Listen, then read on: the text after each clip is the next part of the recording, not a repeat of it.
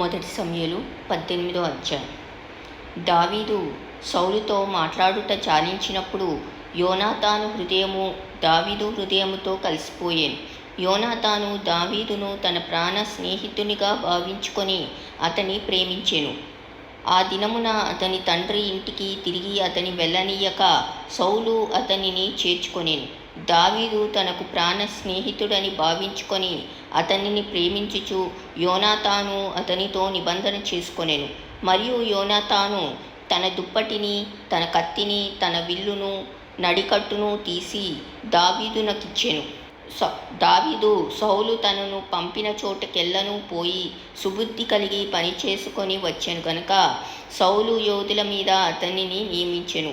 జనులందరి దృష్టికిని సౌలు సేవకుల దృష్టికిని దావీదు అనుకూలుడై ఉండెను. దావీదు ఫిలిష్తీయుని హతము చేసి తిరిగి వచ్చినప్పుడు స్త్రీలు ఇశ్రాయేలీల ఊళ్ళన్నింటిలో నుండి తంబురులతోనూ సంభ్రములతోనూ వాద్యములతోనూ పాడుచు నాట్యమాడుచు రాజైన సౌలును ఎదుర్కొనుటకై వచ్చిరి. ఆ స్త్రీలు గాన ప్రతిగానములు చేయుచు వాయించుచు సౌలు 1000 కొలదియు దావీదు 10,000 కొలదియు శత్రువులను హతము చేసిరనిరి. ఆ మాటలు సౌలునకు ఇంపుగా నుండనందున అతడు బహుకోపము తెచ్చుకొని, వారు దావీదునకు 10,000 కొలది అనియు నాకు 1000 కొలది అనియు స్తుతులు పాడిరే, రాజ్యము తప్ప మరి ఏమీ అతడు తీసుకొనగలడు అనుకొనెను. కాబట్టి నాట నుండి సౌలు దావీదు మీద విషపు చూపు నిలిపెను. మర్నాడు దేవుని యొద్ద నుండి దురాత్మ సౌలు మీదకి బలముగా దిగివచ్చినందున అతడు ఇంటిలో ప్రవచించుచుండగా దావీదు మునుపటిలాగున వీణ చేత పట్టుకొని వాయించెను. ఒకప్పుడు సౌలు చేతిలో ఒక ఈట ఉండగా దావీదును పొడిచి గోడకు బిగించుదుననుకొని సౌలు ఆ ఈటను విసిరెను. అయితే అది తగలకుండా దావీదు 2 మార్లు తప్పించుకొనెను. యెహోవా తనను విడిచి దావీదునకు తోడై ఉండుట చూచి సౌలు దావీదునకు భయపడెను. కాబట్టి సౌలు అతన్ని తన యొద్ద నుండనీయక సహస్రాధిపతిగా చేసెను. అతడు జనులకు ముందు వచ్చుచూ పోవుచూ నుండెను. మరియు దావీదు సమస్త విషయములలో సుబుద్ధి కలిగి ప్రవర్తింపగా యెహోవా అతనికి తోడుగా ఉండెను.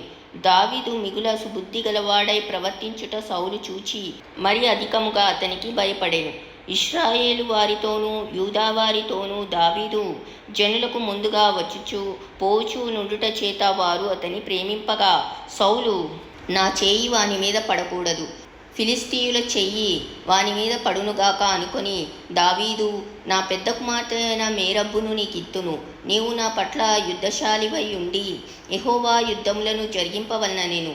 అందుకు దావీదు రాజునకు అల్లుడనగుటకు నేనెంతటి వాడను, నా స్థితి అయినను ఇశ్రాయేలులో నా తండ్రి కుటుంబమైనను ఏపాటివని సౌలుతో అనెను. అయితే సౌలు కుమార్తె అయిన మేరబ్బును దావీదునకు ఇయ్యవలసి ఉండగా సౌలు ఆమెను మహోలాతీయుడైన అద్రియేలుకిచ్చి పెళ్లి చేసెను. అయితే తన కుమార్తె అయిన మీకాలు దావీదు మీద ప్రేమ కలిగి ఉండగా సౌలు విని సంతోషించి ఆమె అతనికి ఉరిగా నుండునట్లును ఫిలిష్తీయుల చేయి అతని మీద నుండునట్లు నేను ఆమెను అతనికి ఇత్తుననుకొని, ఇప్పుడు నీవు మరి ఒకదాని చేత నాకు అల్లుడవగుదు అని దావీదుతో చెప్పి తన సేవకులను పిలిపించి, మీరు దావీదుతో రహస్యంగా మాట్లాడి రాజు నీ అందు ఇష్టం కలిగి ఉన్నాడు, అతని సేవకులందరూ నీ ఎడల స్నేహంగా ఉన్నారు, కాబట్టి నీవు రాజునకు అల్లుడవు కావన్నని చెప్పవన్నని ఆజ్ఞ ఇచ్చెను. సౌలు సేవకులు ఆ మాటలను బట్టి దావీదుతో సంభాషింపగా దావీదు నేను దరిద్రుడనై ఎన్నికలేని వాడనై ఉండగా రాజునకు అల్లుడనగుట స్వల్ప విషయమని మీకు తోచినా అని వారితో అనగా సౌలు సేవకులు దావీదు పలికిన మాటలు అతనికి తెలియజేసిరి. అందుకు సౌలు ఫిలిష్తీయుల చేత దావీదును పడగొట్టవలనన్న తాపత్రయం గలవాడై రాజు ఓలిని కోరక రాజు శత్రువుల మీద పగ తీర్చుకొనవలనని ఫిలిష్తీయుల 100 ముందోలు కోరుచున్నాడని దావీదుతో చెప్పుడనెను. సౌలు సేవకులు ఆ మాటలు దావీదునకు తెలియచేయగా తాను రాజునకు అల్లుడు కావాలన్న కోరిక గలవాడై గడువు దాటక మునిపే లేచి తన వారితో పోయి ఫిలిష్తీయులలో 200 మందిని హతము చేసి వారి ముందోలు తీసుకొని వచ్చి రాజునకు అల్లుడగుటకై కావలసిన లెక్క పూర్తి చేసి అప్పగింపగా సౌలు తన కుమార్తె అయిన మీకాలును అతనికిచ్చి పెండ్లి చేసెను.